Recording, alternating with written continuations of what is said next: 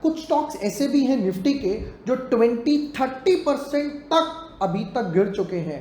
अब लोगों ने पूछा कि सर इस फॉल में क्या ऐड किया जाए।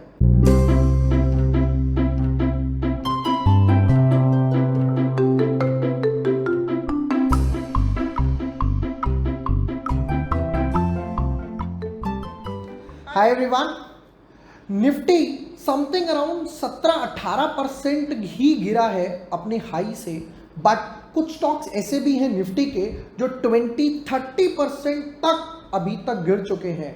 अब लोगों ने पूछा कि सर इस फॉल में क्या ऐड किया जाए। अब सबसे बड़ी प्रॉब्लम आती है, वैल्यूएशंस भी देखनी है और क्योंकि स्टॉक गिर रहा है तो आगे के फंडामेंटल्स भी देखने हैं कि क्या वो स्टॉक फंडामेंटली साउंड गुड है। आज वही हम सब लोग डिस्कस करने वाले हैं वीडियो में कि इस टाइप के कुछ ऐसे फंडामेंटली साउंड स्टॉक जो पहले भी गिरे उसके बाद वापस से लाइफ टाइम हाई तक गए और बढ़िया सा रिटर्न बनाया। Hi everyone, my name is Vibhor Varshney, I am a SEBI registered research analyst. आज हम डिस्कस करेंगे 7 ऐसे स्टॉक जिनके फंडामेंटल अच्छे हैं बट इस टाइम अपने बैड फेज में गुजर रहे हैं, और वो बैड फेज क्या है वो भी मैं इस वीडियो में डिस्कस करने वाला हूं। But yes, before moving ahead, अगर अभी तक आपने चैनल सब्सक्राइब नहीं किया है या न्यू यूजर हो, subscribe the channel, press the bell icon, you will get all the notifications instantly. Start करते हैं। Number 1, Hindustan Unilever. Hindustan Unilever की बात करें तो स्टॉक अभी तक 23% के आसपास करेक्ट हो चुका है। अब निफ्टी का पार्ट भी है। अब यहां पर क्वेश्चन आया कि हिंदुस्तान यूनिलीवर का बैड फेस क्या चल रहा है।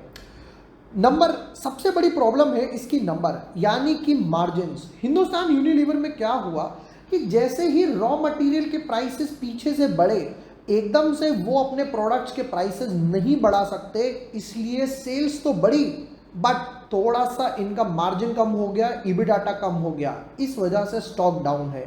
कल वापस से जब ये अपने रॉ मटेरियल के प्राइसेस ऊपर देंगे, यानी कस्टमर्स पे पास ऑन करेंगे, वापस से इनका P&L अकाउंट बेटर हो जाएगा। Number 2, Dabur. Same industry, FMCG industry. Dabur की बात करें तो हिंदुस्तान यूनिलीवर के कंपैरिजन में ही 19-20 चला है। हिंदुस्तान 23 था तो डाबर 24-25 के आसपास फॉल हुआ है।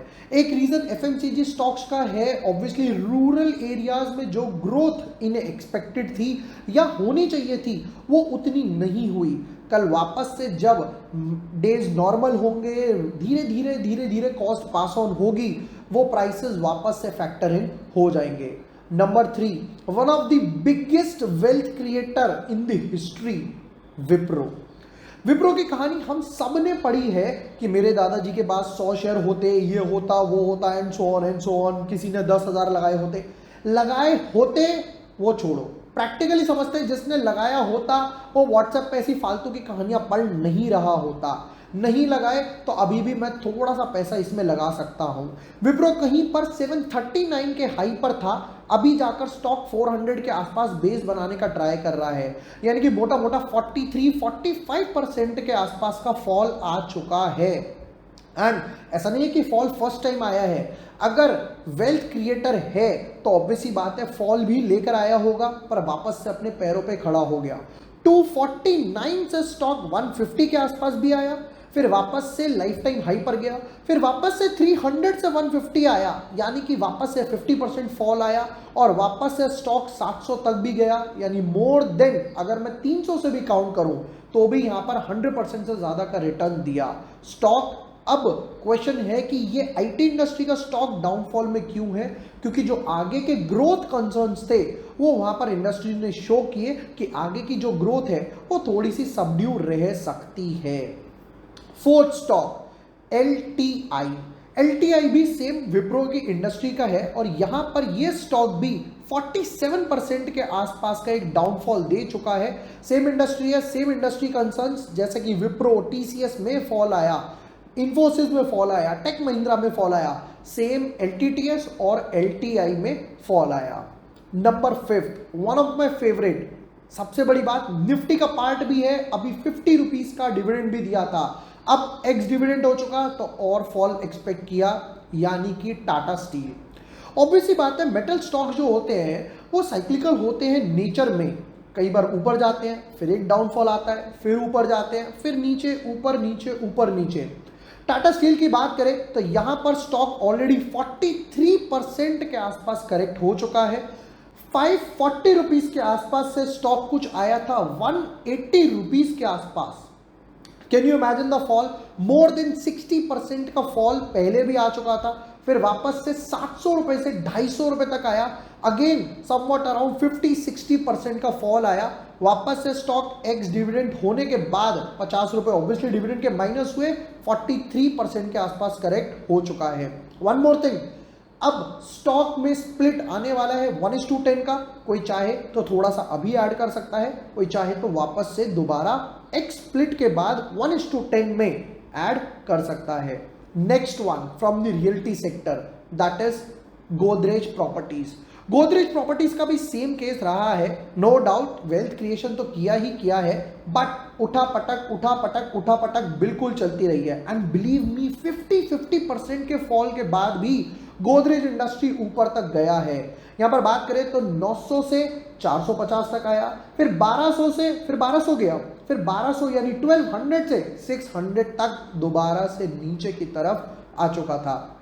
करंटली बात करें तो 54% के आसपास स्टॉक ऊपर से नीचे आ चुका है, यानी अपने लाइफ टाइम हाई से करंट मार्केट प्राइस पे 54% तक डाउन आ चुका है।